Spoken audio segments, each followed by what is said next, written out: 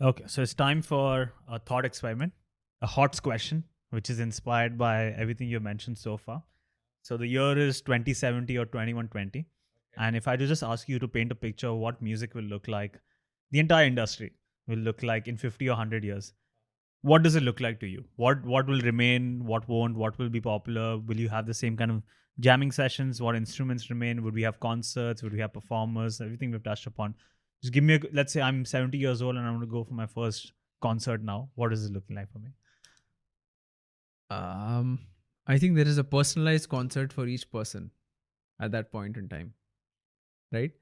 Because I feel like the concept of genre is already fading away slightly, and with time, it's going to fade away even more, right? And I'm seeing this out of the data points that we have today, wherein a couple of years ago, genres were defined by the kind of instruments you were playing. If you were playing electric guitars and drums, you would call it rock. If you were playing, let's say, a banjo, it might count as country. So it was very defined that these are the things that constitute these genres. But today, because I can literally create sound out of anything, right? I can literally take a sine wave and modify it to give the sounds that I want. The whole idea of a genre is sort of mixing in, each genre mixes into the other, and there are millions of genres out there, right? After a point, you're going to stop keeping track, right? At that point, each person is going to have their individual style of music that they listen to. That's the genre. Yeah, it's going to be your genre, right? So maybe you go to a concert, you plug in, right? The only thing that's set is probably the feel of the music and the tempo of the music, but you're listening to a different song than the person next to you, but we are both feeling the same thing because the beat is the same and the feel is the same, right? It's a happy song at 120 beats per minute, so your dancing is matching, your feel is matching, probably the songs are completely different. Fascinating. I actually had a question based on this, which was, should I bring it now? No, we'll bring it later. I think it fits in later. But that's something very interesting. So, do you define genres by the instruments that are used while creating the music, or this? So, when I talk about rock, are you only defining by people who've used the electric guitar and the drums and the headbanging, or is there? Can you define music without those instruments? Can there be rock without, let's say, electric guitar or drums? I mean, I have stopped defining genres lately Yeah. because it's a very I think it's a very difficult exercise to do, right?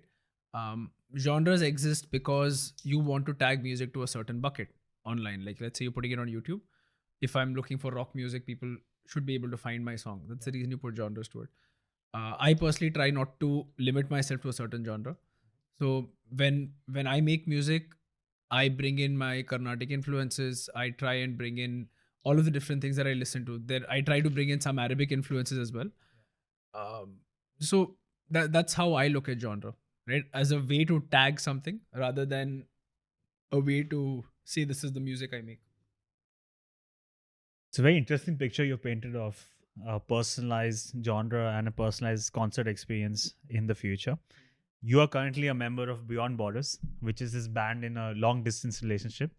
Do you think moving forward that will become more common? Would it not be necessary to have people physically present together? And maybe it might be even more advantages if you're actually doing it virtually because of all the advantages and technology that you have. I think if you're talking about a band, then there is the whole aspect of being buddies, jamming together, and all of that, which might still have merit going forward, right? Because that there's a social experience to it, right? Wherein you just come together, you jam for a while, you come up with songs, right? But if you think about professionally producing music or becoming a professional musician, I don't think the whole concept of having a band and a set, like these are the four people that I'm going to make music with, is going to be something which is very important going forward, right? Because I can find people to make music with online, and I don't really have to say that physical presence is necessary. So in the professional circles, yes, I see that it's going to become a lot more decentralized, as I put it earlier. Really? So there would be no need to have bands in the future. It'll just become very individual centric because one person will be capable of doing everything. Mm-hmm. That's Fascinating. true. So we are seeing the probably in the last few decades of No, bands. not really. Not really. Not really.